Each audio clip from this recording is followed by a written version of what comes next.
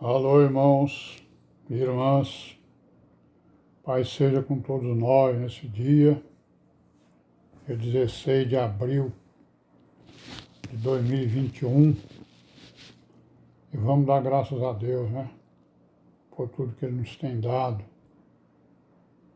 e pedir a sua proteção contra o mal, né, contra os espíritos malignos, contra nós mesmos, pedir a Ele que Ele nos visite, né, em nossas residências, e nos socorra nas nossas necessidades espirituais, também nas materiais, né?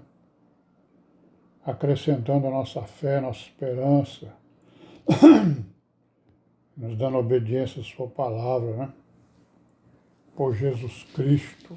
Amém. Vamos aí continuar aí na nossa história. Estamos aí seguindo a história da igreja, né? Estamos aí por volta do ano 57, por aí, né? Quando Paulo escreveu aí essa epístola aos Romanos, né? Exortando ali os judeus que estavam perseguindo a igreja, que estavam alguns perseguindo e outros contestando, né, a igreja, né, sobre vários aspectos, né? Contestando as pregações dos apóstolos, né? Então o Paulo escreveu ali para os romanos, né, os cristãos, os judeus, e para quem quisesse ouvir, né? Falou dos pagãos, né? Falou do paganismo, da religião de Roma, né? Que era uma religião que era imposta ao Império Romano, né? O Império ele tinha uma religião. Geralmente os impérios tinham uma religião, né? Eles obrigavam o povo a seguir uma religião. Então o Império Romano tinha uma religião pagã, né?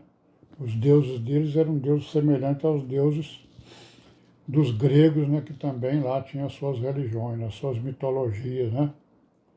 Aí os deuses lá dos romanos eram o Mercúrio, Júpiter, né?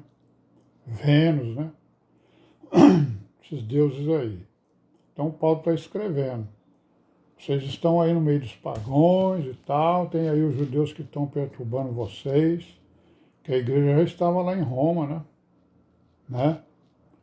Alguém já tinha ido lá pregar o evangelho, ou alguém que morava lá estava lá no dia do Pentecostes, né? Com certeza, que lá no dia de Pentecostes está lá escrito, né, que tinha romanos lá, né?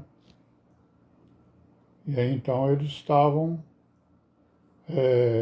creram, né, no Senhor Jesus e estavam ali trabalhando para o Evangelho, né? Então o que os judeus estavam dizendo? Qual era o grande argumento dos judeus? É que eles eram os filhos de Abraão, né? E que Abraão, né, era o grande servo de Deus, todos os judeus eram descendentes de Abraão e eles tinham por pai Abraão. Aí, quer dizer, com isso querendo dizer que Paulo e nada era a mesma coisa, né? Então Paulo está dizendo aqui para ele, não, eu também sou filho de Abraão, sou descendente de Abraão, né? E o Abraão, ele, né, ele foi justificado pela fé, que é o que eu estou pregando, a fé no sacrifício do Senhor Jesus. Porque Abraão viveu a graça, né? Abraão viveu a graça. Então é o que ele está dizendo aqui, o argumento dele é esse. Porque eles diziam que, não, nós somos filhos de Abraão, fomos circuncidados, né? Nós honramos, né, o Deus que criou os céus e a terra, né? Nós não adoramos ídolos, não é isso? E agora vê esse Paulo aí pregando outra doutrina, usando os escritos dos profetas, usando os escritos de Moisés, né? E escrevendo coisas aí para o povo, ensinando coisas para o povo. Então o argumento era esse aí. Era isso que ele estava querendo desfazer, né? Do ideário dos judeus que estavam se contrapondo, né? À doutrina da igreja. Se contrapondo à igreja, né? Então aí, como nós falamos aí anteriormente, né? todo o império tinha sua religião, né? Quer dizer, né? Os impérios eles não eram laicos, ou seja, eles tinham uma religião e impunham essa religião ao povo. Por isso é que Paulo está falando aí, né? E, e esse paganismo e essa religião começou a perseguir a igreja também. Por quê? Porque a igreja, a primeira coisa que ela fazia no meio dos gentios era o quê? Era abominar os ídolos, né? Não é isso? Abominar a idolatria, feitiçaria, magia, que era o que existia no meio, né, das nações, né? Então vamos ler aqui o capítulo 4, né? Vamos terminar de ler aqui alguma coisa. 4 de Romanos. Nós paramos aqui no versículo 7, né? Está escrito o quê? Bem-aventurados aqueles cujas maldades são perdoadas e cujos pecados são cobertos, né? Então os judeus eles estavam contradizendo Paulo porque o pecado era perdoado pelo sacrifício que eles faziam lá no templo, né? Não é isso? Aí Paulo está dizendo, não, agora a justificação é pela fé no sacrifício do Senhor Jesus, que derramou o seu sangue precioso, e esse sacrifício, né, é a realidade de todos aqueles sacrifícios que haviam na lei. Mas ele não estava aceitando, né? Aí no 8, bem-aventurado o homem a quem o Senhor não imputa o pecado. Certo. Por que ele não imputa? Porque ele imputou ao sacrifício do Senhor Jesus. Na graça, né? Ele não vai imputar os meus pecados passados, né? Porque eles foram imputados no sangue do Senhor Jesus, que redimiu, né, toda a humanidade, quem quisesse entrar pela redenção. Vem, pois, essa bem-aventurança. Então, isso é uma bem-aventurança, como ele está dizendo aqui. Aí ele pergunta, vem essa bem-aventurança sobre a circuncisão somente ou também sobre a incircuncisão? Porque dizemos que a fé foi imputada como justiça a Abraão, né? Então, é porque os judeus estavam dizendo isso. Não, é só a circuncisão que tem direito a essa bem-aventurança. A incircuncisão não tem, não. Ou seja, o gentio não tem direito a isso.